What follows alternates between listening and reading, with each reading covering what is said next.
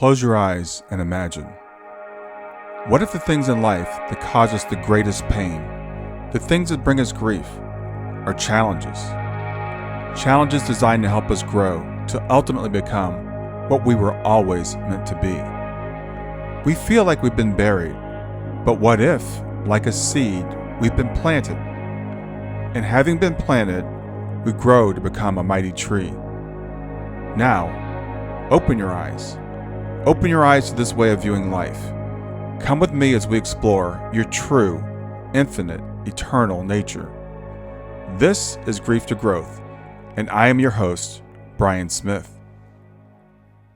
Welcome back to all of our loyal listeners, and a warm greeting to those joining us for the first time. I'm your host, Brian Smith, and I'm welcoming you to another transformative episode of Grief to Growth, where we explore the intricacies of life, the universe, and our place within it.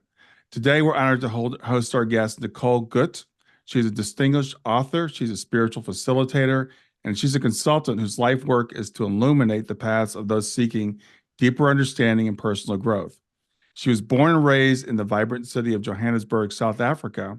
Her journey took a pivotal turn when she moved to the U.S. at the age of 24.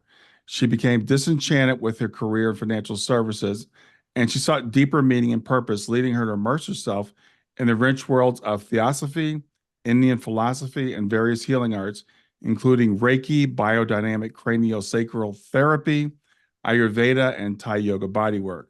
Her extensive travels to India and Thailand not only broadened her perspective, but also deepened her commitment to her spiritual practices and teaching. So for over a decade, she's been a passionate educator in yoga, meditation, and spiritual self-discovery, touching lives through her group classes, workshops, and intensive sessions in both the United States and internationally. And she's got an upcoming book called Yoga and the Five Elements, Spiritual Wisdom for Everyday Living.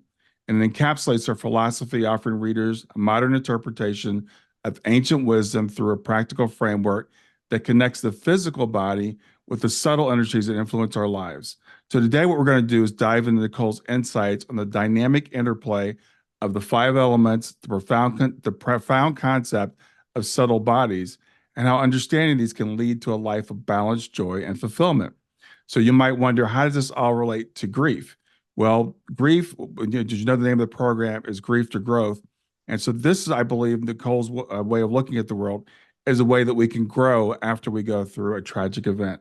So with that, I want to welcome Nikki Goott. Thank you, Brian. Thank you for that really beautiful introduction. I'm really pleased and excited to be here.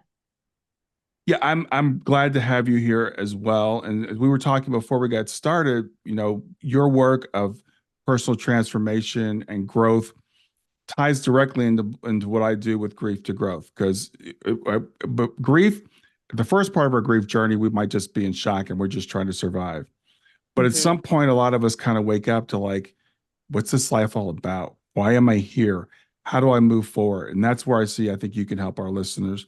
So I know you had a kind of a transformative experience after you moved to the US. So tell me how you got started in your life's work now. Sure. I'd love to share that. Probably it goes back a little before that. Well, actually, I should say it goes way before that to a Mm-hmm. very early childhood memory, which I recount often because it was so vivid and really set the stage for sort of the path that I've taken in the sense of awakening to who I am. Yeah, I remember being 3 years old and sitting in the sandbox or the sandpit at school. I looking around and sort of wondering where I was and wondering who all these people were. Well, these other kids, these other 3 year olds, and Mm-hmm. thinking to myself, who am I? And I want to go home, and not home to mom and dad, but home. I guess at the time, or as I reflect on it now, home to myself inwardly, but also home to that non-physical place that we're connected to as well when we're in physical form. Hmm. And so those, that early question just grew as I got older. And um, by the time I was in my mid-teens, I was interested in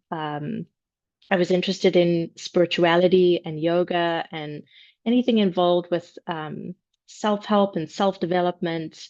Uh, and it kind of grew from there. But I didn't really know what my course was, what my plan was. Hmm. Um, some of us, I think, bloom or blossom later on. Some of us have a very clear idea of what we want to do with our life, what we feel our goal or our passion is. It wasn't the case for me. Um, and what I will say is before I moved, to the United States, there was, an earlier event 4 years prior to that. I was involved actually in a serious car accident when I was 20. And I remember the car accident from the work I did actually later in life with the somatic experiencing practitioner Hmm. who helped me sort of unwind the trauma of that event. But in some ways, that was another propulsive force. I was already looking at the path of moving to another country, following an inner call. But in some ways, the car accident also sort of propelled me on my journey forward. I became interested in how to heal the body and how to heal the mind. It was like sort of this bam, this big wake up call.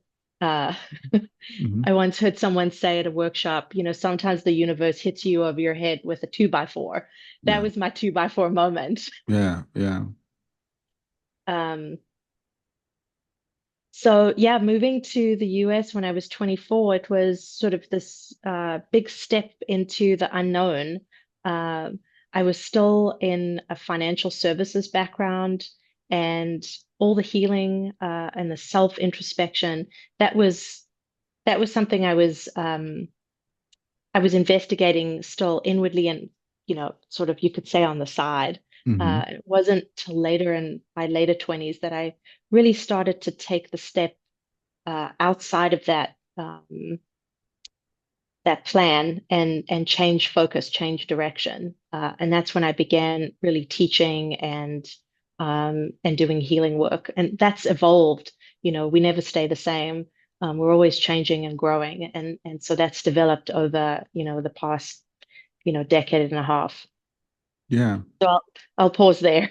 Yeah. No, thank you for sharing that. I think it's really interesting. I think I'm always fascinated because when you talked about that feeling of being three, for me, I don't have really early memories of childhood, but I think it was around five, Hmm. where it's that feeling of like I don't belong here. How did I end up here? Like you said, who are these people?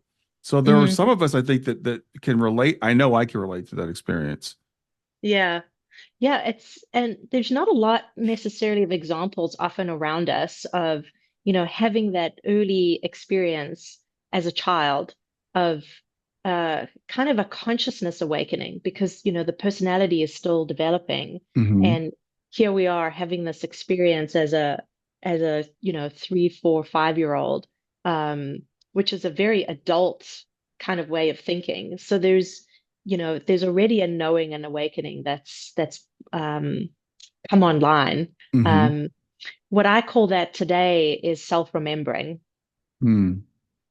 And self-remembering is the process we go through.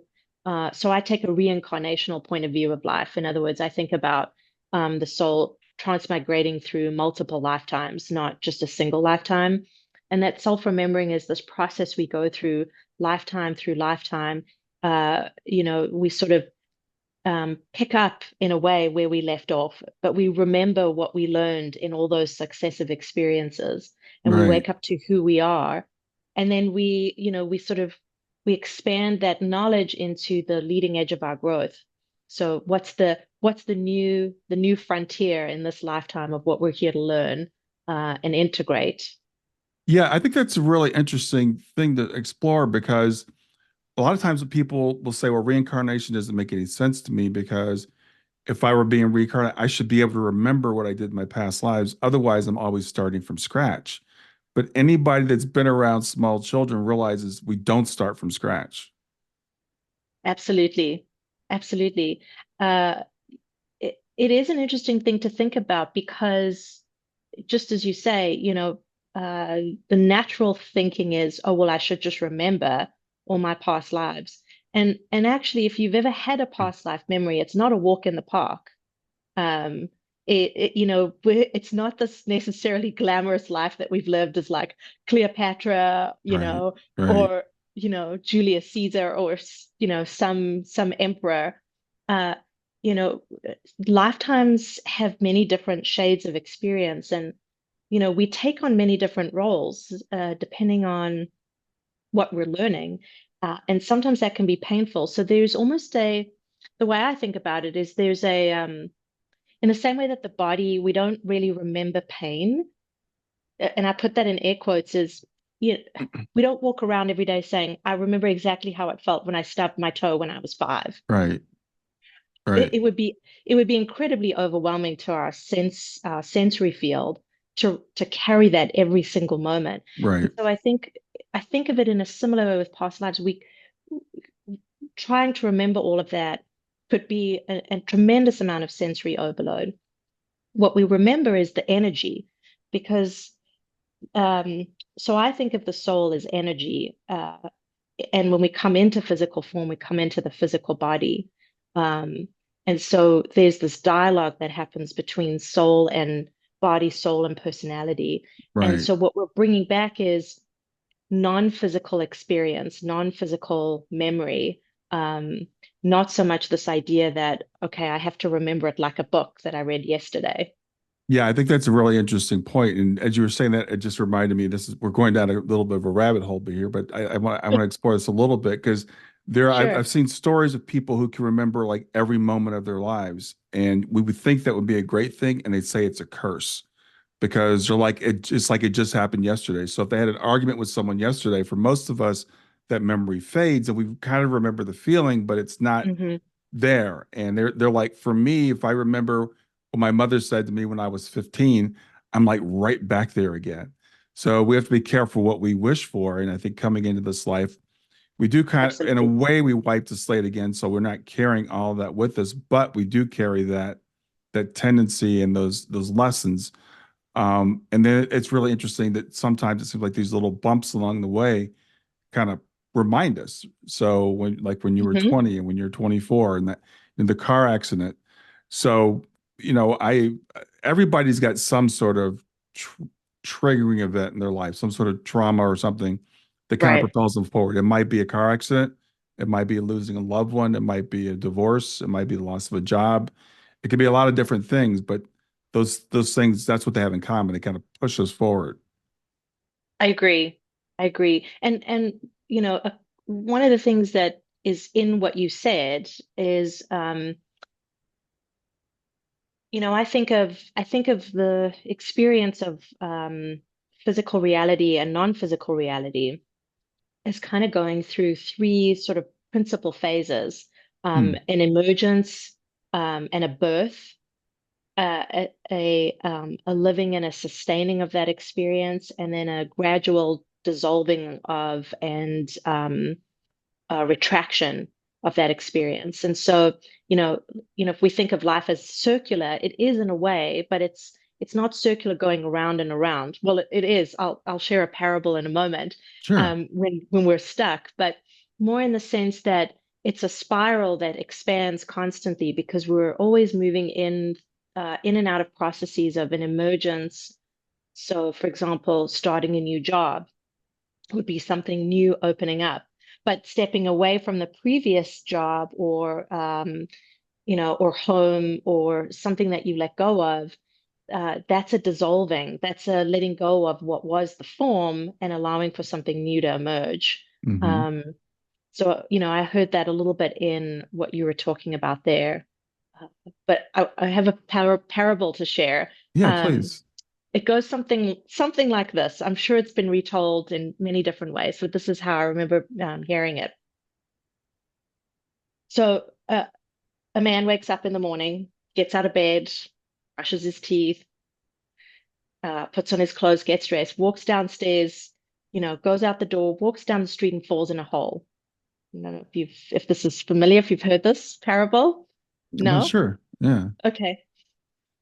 And next day, same thing. He wakes up, gets up, does his routine, goes downstairs, walks down the street, falls in the hole. And this repeats over and over and over and over Hmm. until one day he wakes up and he walks down the street and he sees the hole, but he still falls in. Continues a few times over, and then he wakes up, walks down the street, sees the hole, and takes a different path. Hmm. And so the parable is the story of change and um, uh, how we're able to let go of habits and tendencies or habitual ways of being, of seeing things, and being able to move forward. And the reason I bring up this parable is this idea of, when we self-remember, we're also bringing through the experience of what's the word I would use? Where we have a repeated pattern that we have to unwind that allows us to take that next step in our growth. Hmm. And sometimes it can be hard to see because we're just caught up in our own wheel, our own cycle of repetition. Um, but eventually we get to see what that is.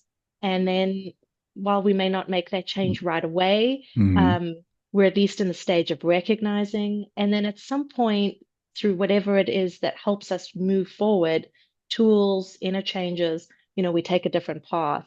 Um, and I think that's another thing to think about with respect to self-remembering is that we're not always stuck with the same, our lot in life is not determined or Hmm. predetermined as not to be changed. We always have a choice, um, I think is where I was going with that. Yeah, I think it's a great parable because I think we can all relate to, doing the same things over and over again, knowing that it's not the right thing, knowing it's not what we want to do, knowing it's not the best thing for us, but there's that habit that forms. But then it's recognizing, okay, now I have the choice, but we still do it. So that's and then eventually that's why we need tools though, because we need those tools to break the habits. It's not just a matter of saying, okay, I'm not going to do this anymore. So I think the parable makes a lot of sense. So it ties into a way to think about, I've been talking a lot about non-physical reality. Hmm. Uh, so we're in a physical body, but we have a non-physical experience. And that's what I talk about as the subtle bodies. Um, and these are the other layers of our being that we experience while we're embodied, while we're in physical form. But we just aren't necessarily turning our attention into in that direction, into that awareness that we have these more subtle layers of experience. So, for example, if we think about where our emotions and our thoughts live, then we could say that we have an embodied experience of our thoughts and our feelings because um, they can have a pressure and an expression through the body, but where they originate from is a more subtle level of being. Excuse me. And similarly, our um, our path in life, our dharma, our unique reason here for being, what it is that our time unique function is in the universe.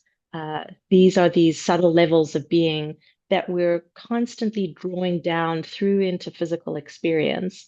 And so part of the parable is recognizing, um, at the level of the mental body, for example, what are our habitual thought tendencies? So we all get caught up in likes and dislikes, for example, and that keeps us in this polarity of thinking, well, I like this and I don't like that. Hmm. And that's very binary. And when we can find the middle path, there's a lot of freedom and openness in that. It allows for our life force to really flow through.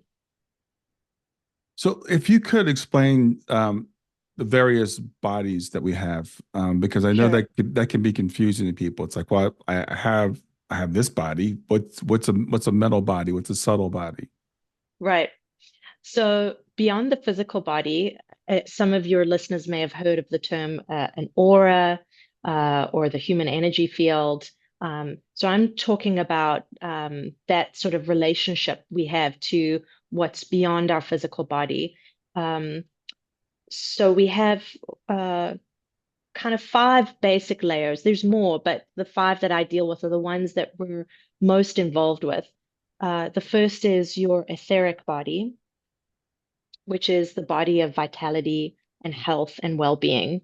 Um, uh, you might think of prana or life force as part of that field. We then have an emotional body or an astral body. So that's the level at which we deal with our feelings, dreams, um, uh, all of that inner emotive experience. We have a mental body. So that's the level of not just mind, but really beliefs and values. And it's a level at which we create reality. And then we have a causal body. So causal, you can think of cause and effect, but it's also really the causal experience of your life purpose evolving through lifetimes and Hmm. in the particular lifetime. And then the one beyond that, the fifth that I deal with is the Buddhic body, and that's beyond time and space, beyond the ego personality.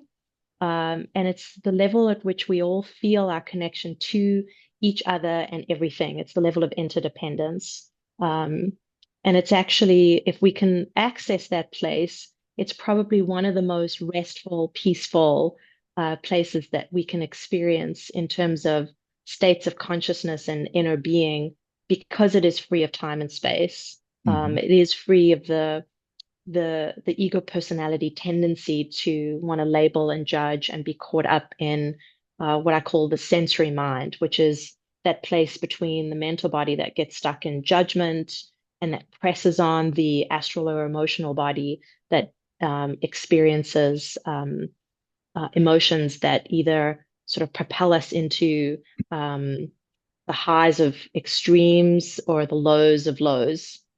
Yeah. So how do we start to access these various levels of ourselves, if I can put it that way? Time for a real quick break. Make sure you like and subscribe. Liking the video will show it to more people on YouTube, and subscribing will make sure you get access to all my great content in the future. And now back to the video.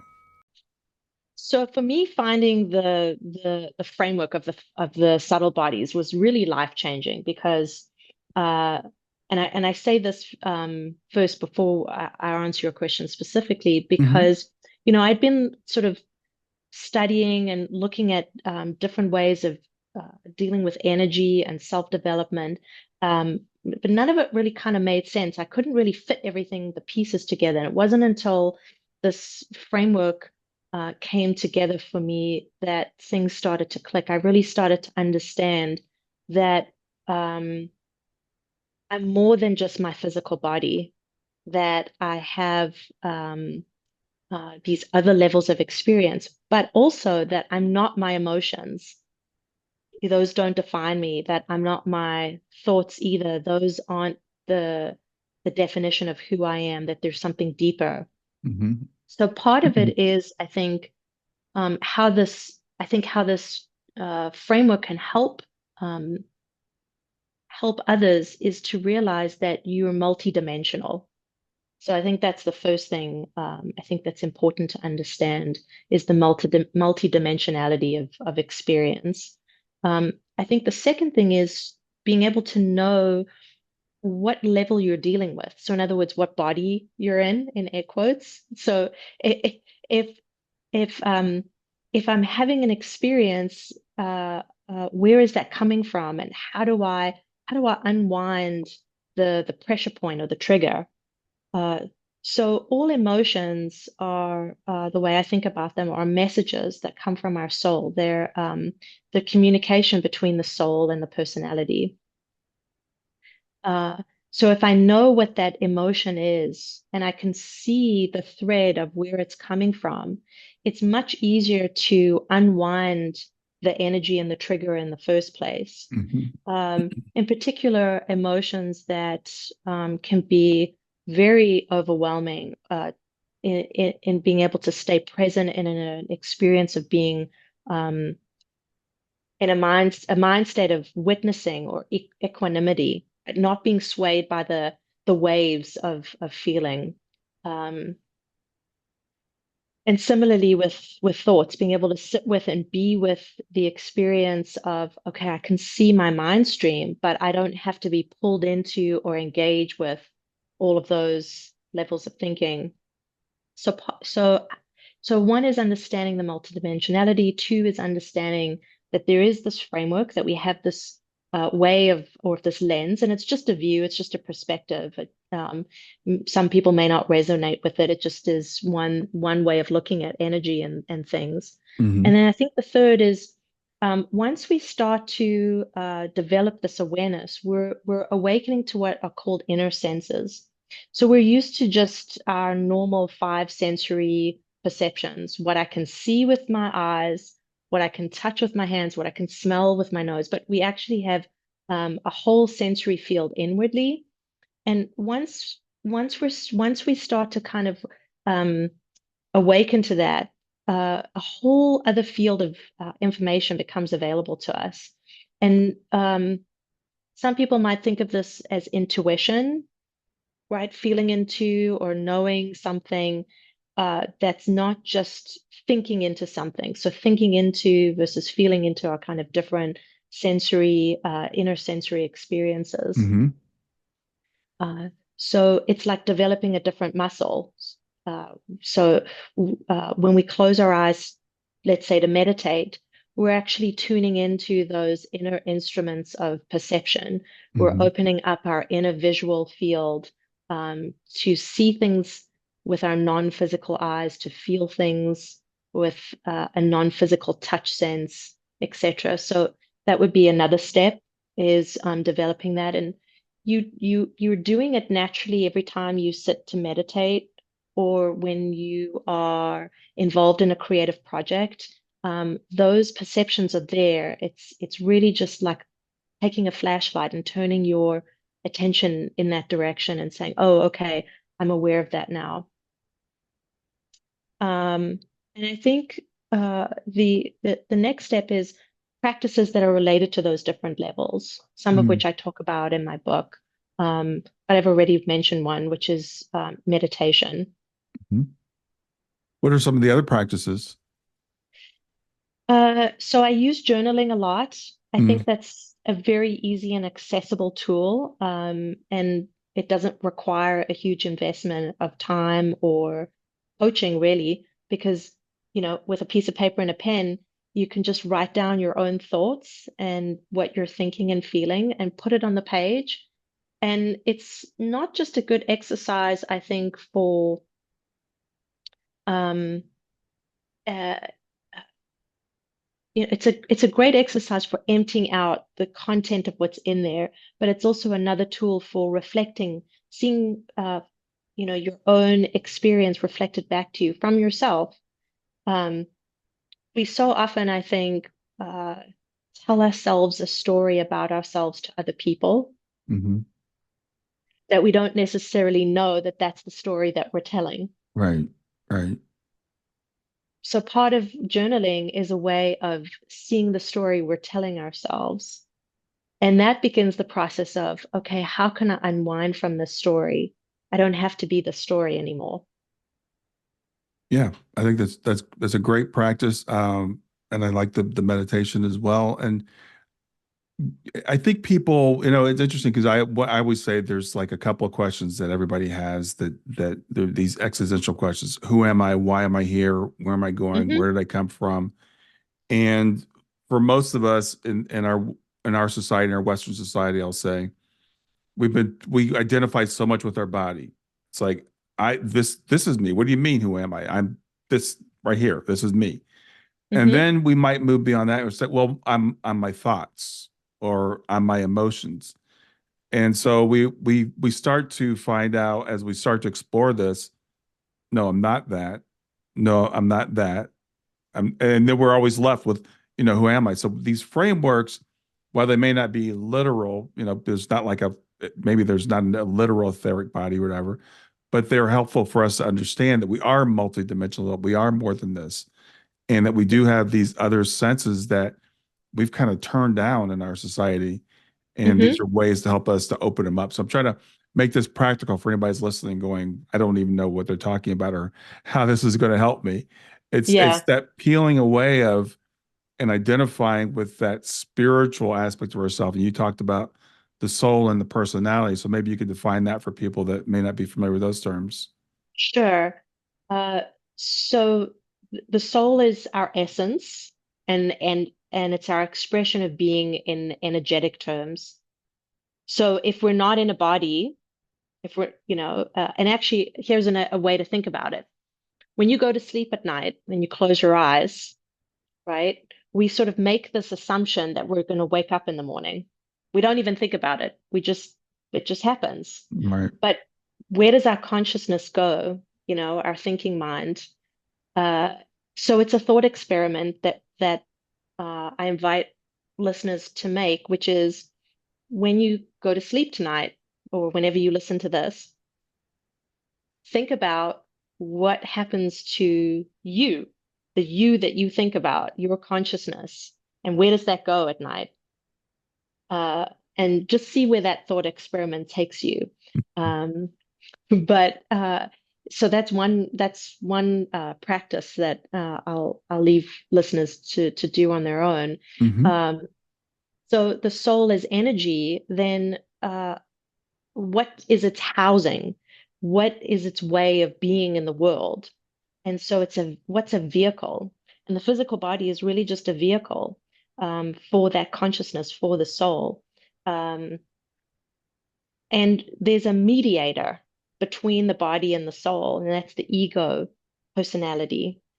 So it's the veil or the mask or the many masks that we wear Hmm. when we present ourselves into the world. How we describe our characteristics or how people describe us. Oh, she's friendly. Oh, he's easygoing. Those are just they're the labels of identity. But beyond that, there's a deeper essence, Hmm. and that's the soul, the non-physical part of us um, that is in this constant dialogue with the personality. And so another way to think about the soul is if the soul is energy, um, then the body is like your earth suit, right? Yeah. And your soul is the captain, and your ego personality is your chariot.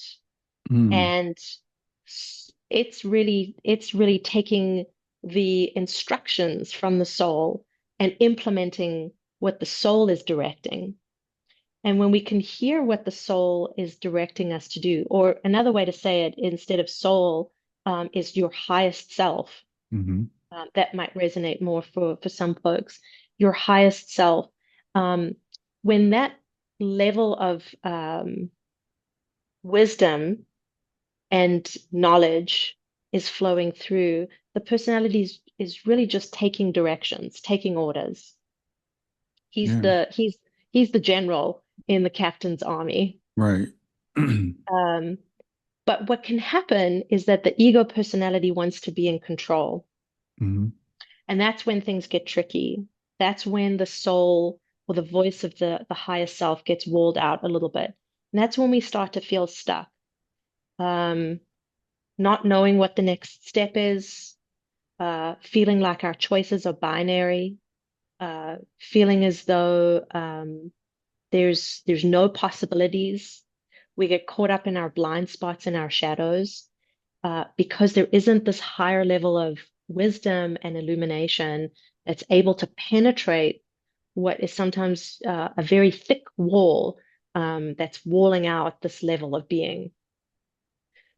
So part of why I use the framework of the subtle bodies is that we can start to see that the way the ego personality gets triggered is through the astral body, the mental body, emotions, our sensory experience. Um, and that when we can bring in that higher self, that higher illumination, that higher wisdom, um, the sensory mind is no longer the way we are operating in the physical world, but we're operating with our higher mind, our wisdom mind. Um, so making that distinction between Am I operating? Am I stuck with the ego personality? Am I just operating out of habit, habitual tendencies? Um, or is there this fulfillment and satisfaction and joy, which is the higher level of being? So Right. that's maybe another way of thinking about it is the soul, when we're more connected to our soul, we feel an increase in life force, we feel satisfaction, we feel fulfillment, and we feel joy. Mhm. Um, Yes, yes. I think that's a wonderful way of putting it. Thank you for explaining that to people, to all of us, because again, it's that identification, and that's that thing that some of us felt, that little nagging thing when we were kids, like this is not me. And I'm kind of smiling because I'm thinking of a friend of mine who had a near-death experience when she was like 2 years old, and mhm, she came back and she kept telling her parents, I am not Ingrid. I don't need, they're like, who are you? She said, I don't need a name, because she connected that thing that's beyond the personality. And people get very confused when we say, this is not who I am. But mhm, some of us feel that it's like, this is not really me, and we have that connection. And then this, again, to talk about these awakening periods of time, there's a time where for some reason we feel dissatisfied. We're like, this can't be all there is. This is not the reason why I was put here. This doesn't make any sense. And then we reach out to that, hopefully reach out to that higher self and realize, there is purpose here. yeah, absolutely. And I think there's a shift, at least I've started to notice that there's been more of a shift and a pressure to move out of the usual ways of labeling identity, who you are. Yeah. Um, I think certainly younger and younger generations are kind of coming into the world saying, Yeah. I'm not interested in that way of being. I'm not interested in you labeling me as, X, Y, and Z.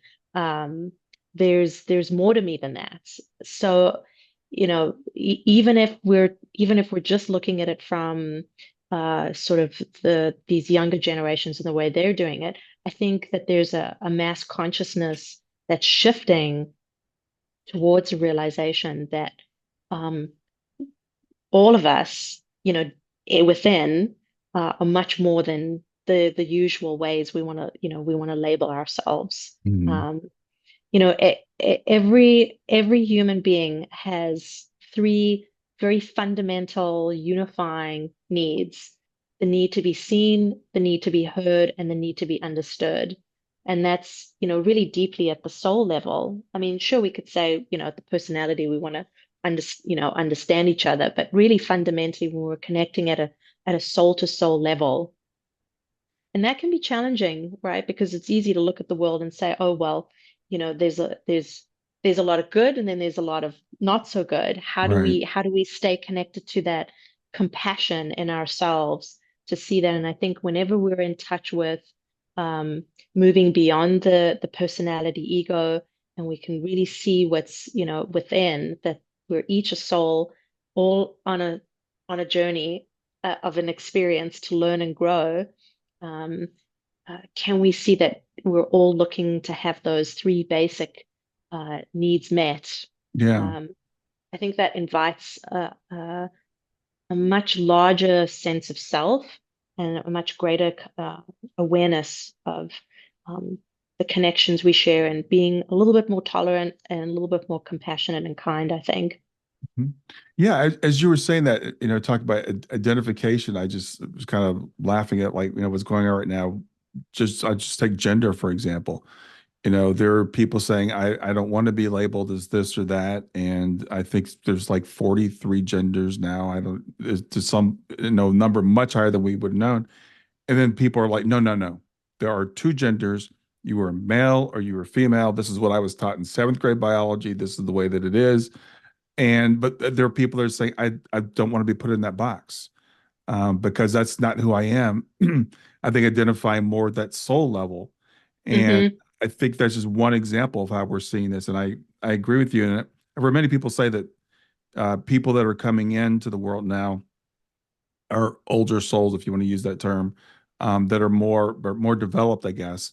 And they're saying they're pushing back against the way that we've done things. And I see young people. I have a daughter who's 27, and my wife and I just laugh about like, I'm like, they're just living their best lives. She's traveling. They're like, we're going to have experiences. We're not interested in working, 8 to 5, sitting at a desk. I want to be fulfilled. And people my generation are like, it's not about being fulfilled. It's about, getting the job done. Right. Yeah. Yeah. And I think, that's a really great point. I mean, for me, one of the ways I look at that is through the lens of COVID, because I think COVID was, I mean, it was global and it was a Hmm. big shift for so many people to re-examine and re-explore ways of being. Hmm. Uh, and to your example of your daughter and her generation and wanting to have experiences and fulfillment, to uh, what is satisfying, what really is deeply meaningful inwardly, and it's not necessarily all the ways that social and family conditioned ideas expect or demand that to be. There's a Hmm. different, deeper way that we can experience that, and I think part of the world waking up to that uh, in many different ways is the realization that uh, life is so much more, and it really is fundamentally that when we can experience or move through experiences from one to the other, where we have that sense of deep fulfillment and satisfaction, that joy arises. So it's not something that we can manufacture or do a practice and say, okay, now I'm in a state of joy. Joy comes from, our natural state of being when we're allowing our life force to flow through and we're not um, governed by what we should or shouldn't do, Hmm. or dealing with the pressures of what's externally projected onto us, of what's expected, or what society expects or demands, or even our own conditioning that may come up and say, well, I should do this because that's how I was brought up. When we unwind those tendencies. Right, right. We do. We internalize those things that society and our parents and teachers and everybody puts on us, and again, that's another thing that we misidentify with. We think that voice is ours. Hmm. Excuse me. But then when it's not making us happy, we've kind of realized maybe that's not me. Maybe that's a coming from me. That's why it's important to tease all these things apart that you're talking about and understand this framework and really get to understand ourselves as these multidimensional beings. Yeah.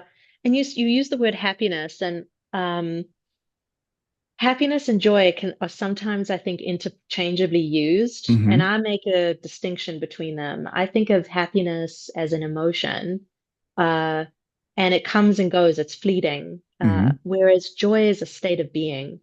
And when we do experience that free flowing life force, when life force isn't stuck, and when we do experience the satisfaction and the fulfillment, joy is that natural byproduct. And I think the distinction of not searching for happiness or not what we're really looking for is the satisfaction and the fulfillment that brings us to that inner peace and that joy.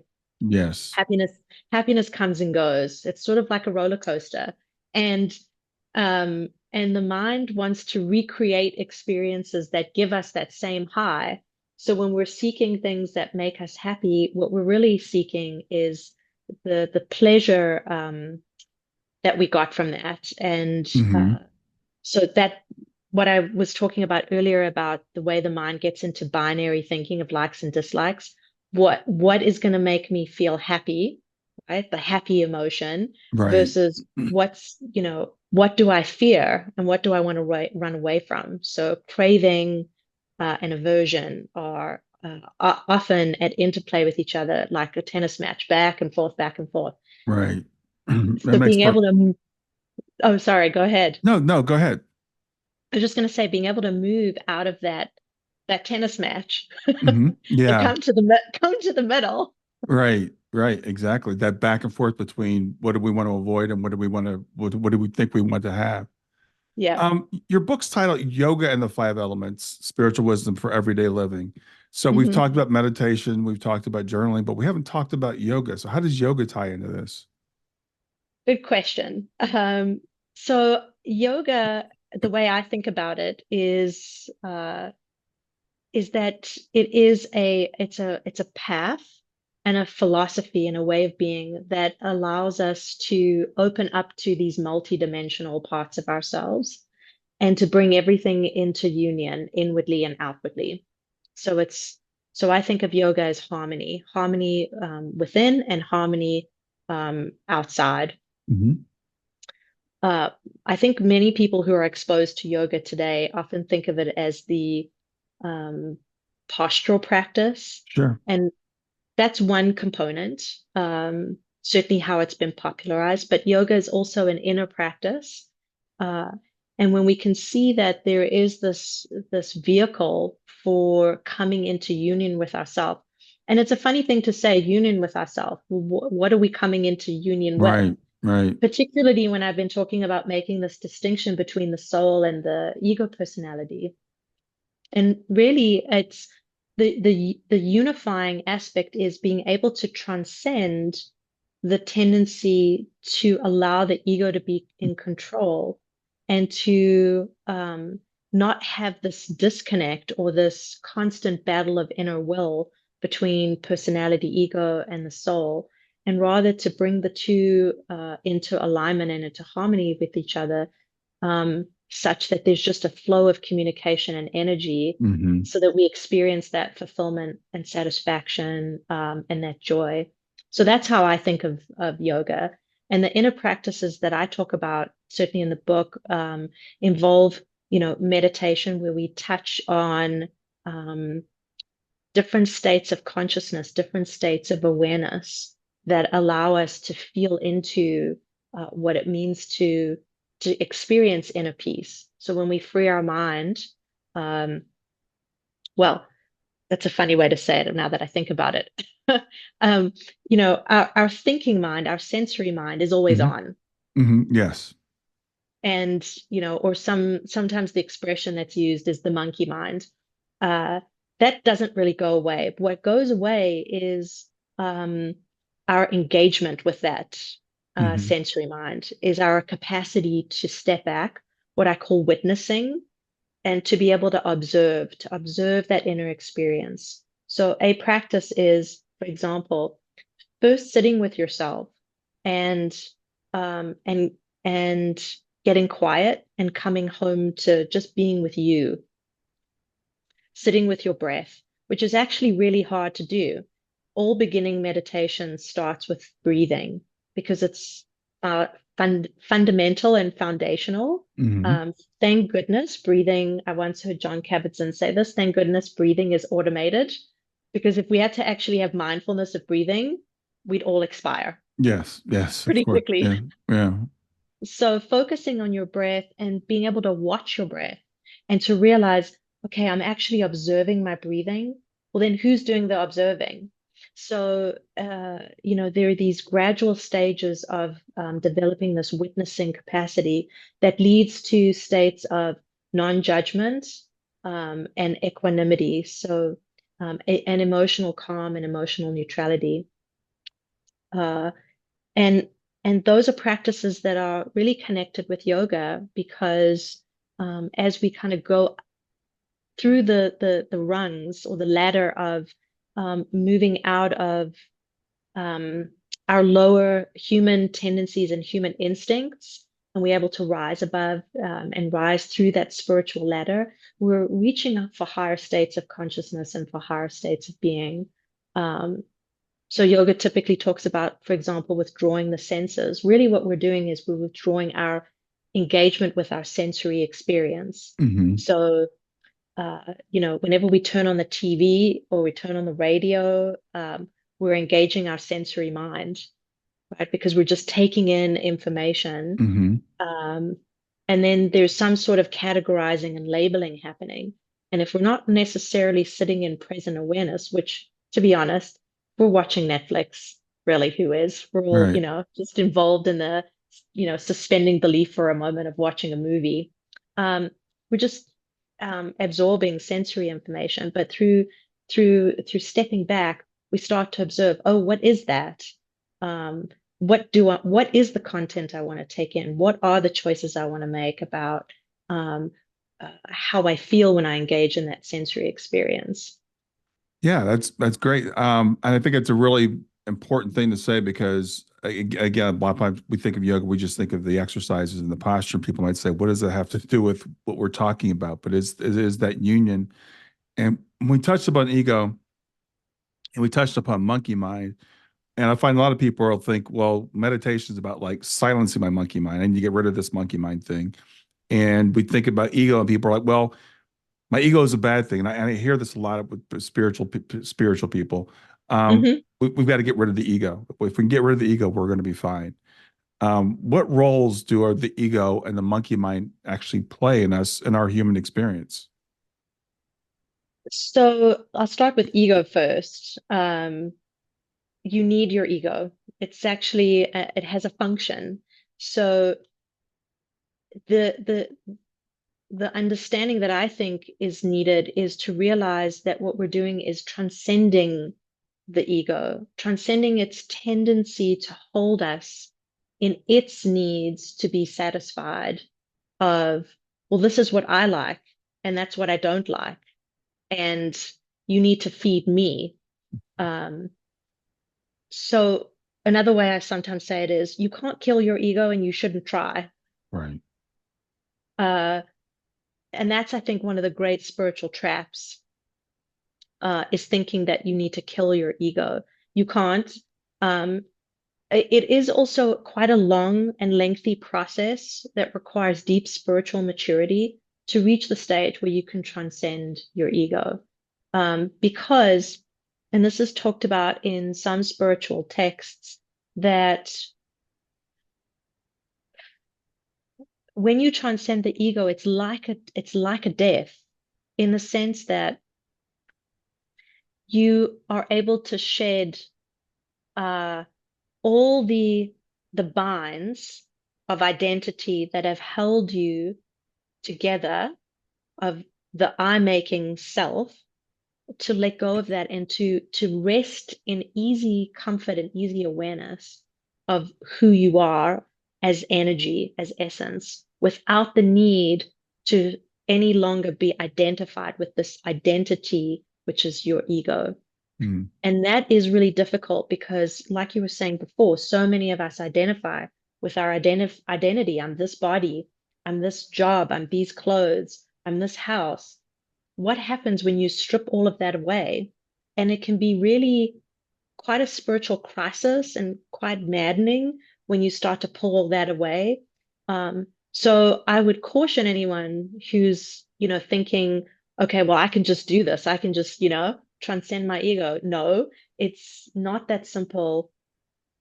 It is a journey, Hmm. uh, and it requires, as I was saying, deep spiritual maturity, and I think a real understanding of what that means to transcend your ego. And then with respect to the monkey mind, so our sensory mind is important because um, we are in a physical body, we're in the physical world, we're on a physical plane, and we're having physical experiences, and we're learning through form, Hmm. through physical form, and those forms change, and that's the trick. That's the lesson, is can we move in and out of the experience of form and formlessness? Mm. That's where the causal body and the Buddhic body, that's where you start to make that crossover of being able to move beyond really time and space. Can I allow an experience to come to its natural evolution and let that dissolve, and allow myself to take the next step in my growth? So being open to, as opposed to resisting what that growth is, Hmm. and see what new experience comes. Um, so the sensory mind has a role to play in that we need to process what we're experiencing and translate that back to the soul so that that dialogue can happen. It's what we do in that translation process that's where things get sticky. Yeah. I'm Uh, glad to hear you say that because again, there's this misunderstanding that people think, well, I want to just transcend all this and live as spirit, but we came here for a reason.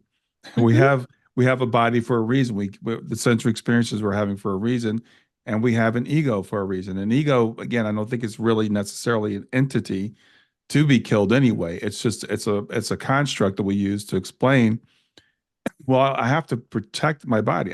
If I didn't have an ego, I wouldn't understand the difference between you and me. I would walk in front of a bus. If a bus was Hmm. coming, I'd say like, it doesn't matter. The bus and I are one. If I didn't have an Great ego, example. I wouldn't go to work every day because I wouldn't care about my physical.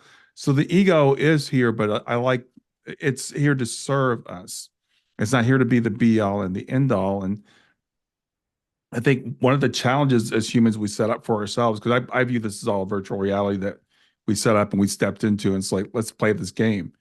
And one of the challenges we set up was like, how do I live when I'm going through these changes in form? Doesn't mean they're not real, doesn't mean they don't happen. They're not the ultimate reality, but I'm having this experience for a reason.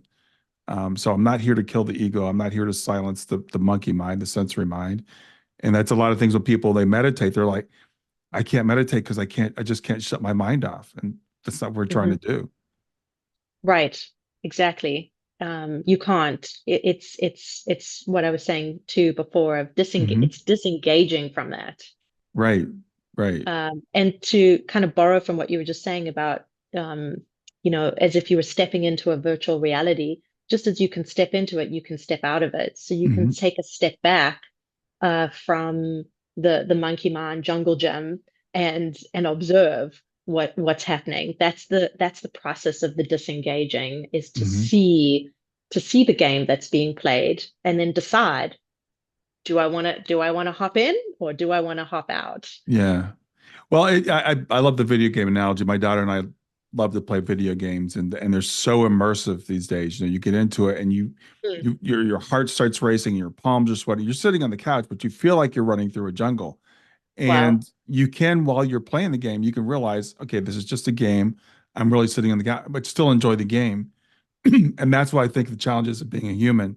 It's like I can be immersed in all this. I can look around and see all the terrible things that are going on and all the beautiful things that are going on, and I can choose to engage in them on any level that I want to.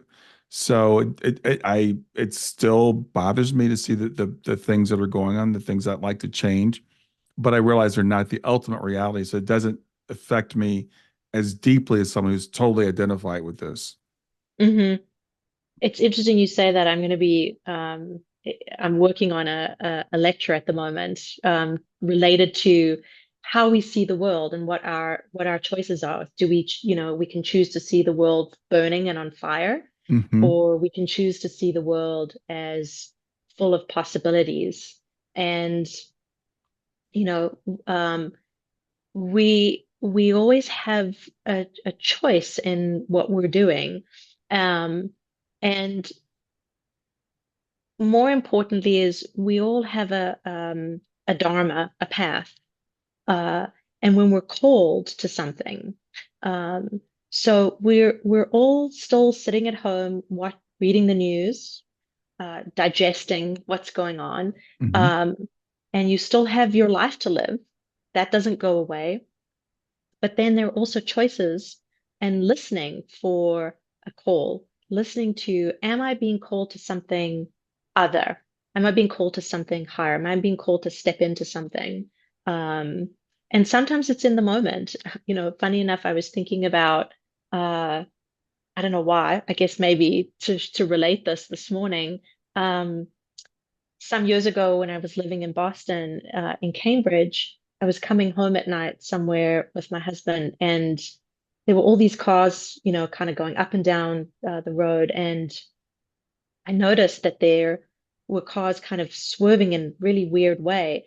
And I realized that there was a bunny in the middle of the road and a cat, because when you live in the city, you often have domestic cats that sometimes are let out and Hmm. they like to catch bunnies. And there was this bunny in the road. And, in that moment, it wasn't really even a choice. It was, I'm getting out the car to help because that's what I felt called to in that moment. Hmm. Um, obviously safely and with, care.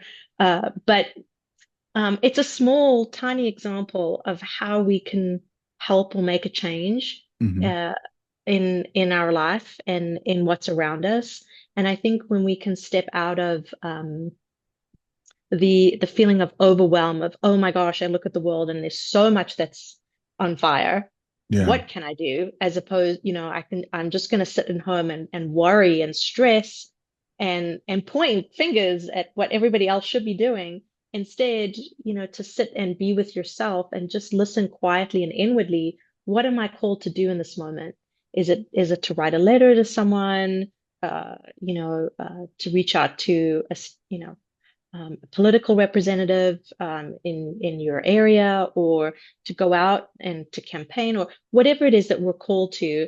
And that's that dialogue that we come back to when we're not caught in the sensory mind and the ego personality, and we're instead listening to the soul. There's a much higher wisdom that comes through and that can guide us. And I think Hmm. that's a really important message, maybe to for people to hear, is to be guided. To be guided from a higher level of being is a very different way of experiencing yourself and reality. And that may sound lofty or, far or unreal. Um, but I'm sure if everyone were to close their eyes and just think for a moment on an experience where you were guided deeply, uh, but you didn't think about it necessarily as your soul or your higher self or something. There was just this guidance that came from within, and we can tap into that and let that, lead us more often than not. Yeah, as you said that, it reminded me, when I was a kid, I was raised as a fundamentalist Christian. So we were always taught that there was God. So you pray to God, and God's the thing that you reach out to. And then later on in life, I learned that like Catholics pray to saints, and then as it became more spiritual, people said we have guides and we've got ancestors and all that stuff. But we're these things what they have in common, they're all reaching outside of ourselves. And then as I became more and more immersed in like with the practice you're talking about, it's like our highest guidance actually comes from within. It's actually it's that higher self, if you want to call it that, our soul. We have the wisdom that we're looking for. And that, even saying that coming from the background, it's going to sound blasphemous to some people, but we can turn within, and we have the answers within. And so this framework you're talking about, and we're coming to the end of our time, but you talk about, I know, inner and outer terrains, and this might be a great way to finish on that Hmm. subject. So the inner terrain is, this whole, excuse me, inner landscape um, of ourselves, of our inner being. And the outer terrain is how we meld the two. So we're always moving between physical and non-physical reality. Mm. I remind listeners about the thought experiment where you go to sleep tonight. Your inner experience of where your consciousness goes, your dreams, that's an inner experience. And then the outer experience of bringing that back into, physical reality and moving between the two. And while it's a movement between the two, and there is an inner and an outer, it is also a balance. And if we can hold them in equal balance, then we can find the greatest support and foundation for ourselves. Because there is, whenever we're following the middle way, uh, that's where we have the clearest path, the clearest light. Mhm. Um, it's normal human tendency, normal for life to, be swings from the pendulum going from one end to the other, but finding that balance. So the inner terrain of all the beauty that's within, exploring your own inner landscape, your own inner consciousness and inner states, and bringing that back into, physical reality and seeing things with new eyes, bringing things back in and feeling into those experiences, and being able to change your relationship to what you see outwardly, no longer as this thing that is separate from you, but rather as what is part of your universe, and how what you're thinking, feeling as you project that outwardly creates your own reality. Uh, so maybe a thought to finish on is we all have the power to create our own reality. Yeah. Awesome. Awesome.